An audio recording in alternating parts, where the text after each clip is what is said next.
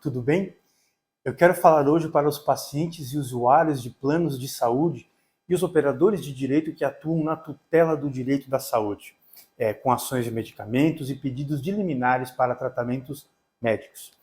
Minha reflexão hoje vai ser bem direta e eu quero mostrar que a nova lei do rol da ANS, a Lei 14.454, fez muito mais do que simplesmente acabar com o rol taxativo.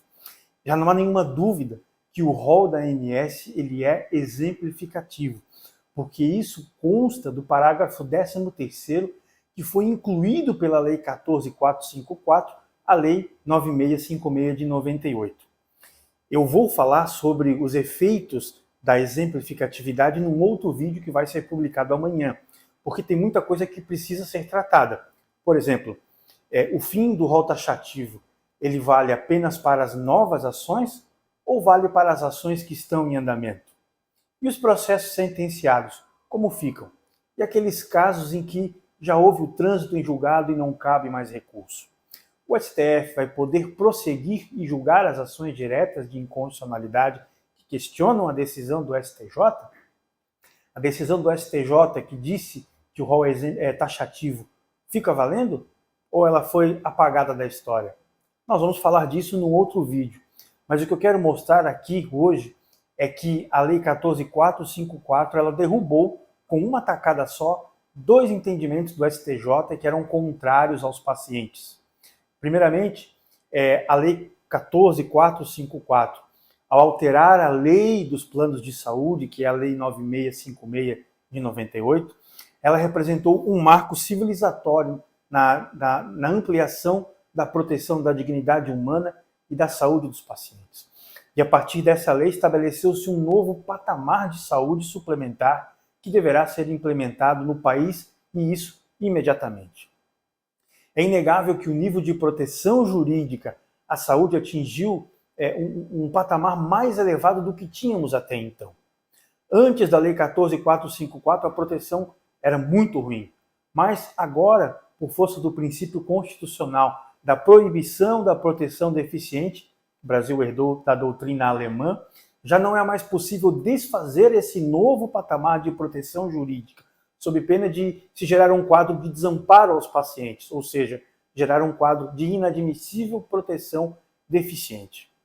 Em linhas gerais, esse princípio da proteção, o princípio da proibição constitucional de proteção deficiente, ele impede o retrocesso e diz que se a Constituição prevê direitos fundamentais, e a saúde está lá no artigo 196, 197 e seguintes, é atribuição do Estado adotar posturas tendentes a concretizar esses direitos e colocá-los a salvo de investidas ilegítimas, seja por parte dos particulares, dos planos de saúde, ou do próprio Estado através dos seus agentes, no caso, o próprio juiz.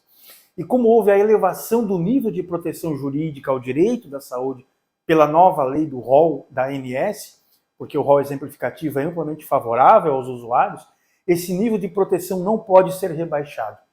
Uma nova lei que tente afastar a natureza exemplificativa do rol da ANS deverá ser declarada inconstitucional por afrontar o princípio da vedação ou o princípio da vedação ao retrocesso, proibição de retrocesso.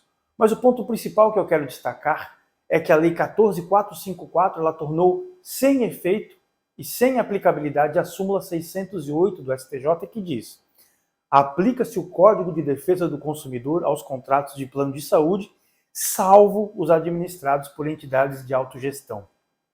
Essa súmula do STJ ela era tirânica. Por quê? Porque ela prevê que o Código de Defesa do Consumidor e o seu sistema protetivo ele não era aplicável a determinados planos de saúde que se enquadram como modalidade de autogestão.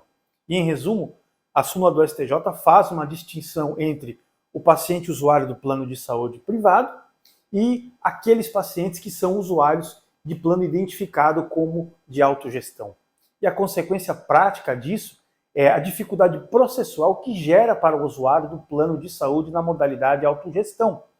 O Código de Defesa do Consumidor dispõe que a defesa dos direitos do consumidor deve ser facilitada e que é possível inverter o ônus da prova em favor do paciente, isto é, determinar que o plano de saúde deve fazer determinadas provas e não o consumidor, porque o consumidor é hipossuficiente financeiramente e não tem condições técnicas de fazer a prova. Também o Código de Defesa do Consumidor determina a responsabilidade civil objetiva dos fornecedores. E o que essa súmula fazia era privar o consumidor, o usuário do plano de autogestão, desse regime de proteção especial. Só que a Lei 14.454 acabou com essa distinção. É o que consta do artigo 2º da Lei 14.454, que diz assim: a Lei 9656, de 3 de junho de 1998, passa a ter as seguintes alterações. Artigo 1º. Submetem-se às disposições desta lei as pessoas jurídicas de direito privado que operem planos de saúde e assistência à saúde, sem prejuízo do cumprimento da legislação específica que rege a sua atividade, e, simultaneamente, das disposições da Lei 8.078, de 11 de setembro de 1990, o Código de Defesa do Consumidor. Quer dizer, a Lei 14.454 inova ao estender para o regime de autogestão a proteção provida pelo CDC, que antes cabia apenas para os planos de saúde particular. E isso confere mais segurança jurídica e isonomia aos beneficiários, principalmente quanto à responsabilidade objetiva das operadoras de planos de saúde e a inversão do ônus da prova para essas entidades nos processos judiciais. Portanto, a Lei 14.454, de uma só vez, derrubou 2 entendimentos do STJ que eram contrários aos pacientes.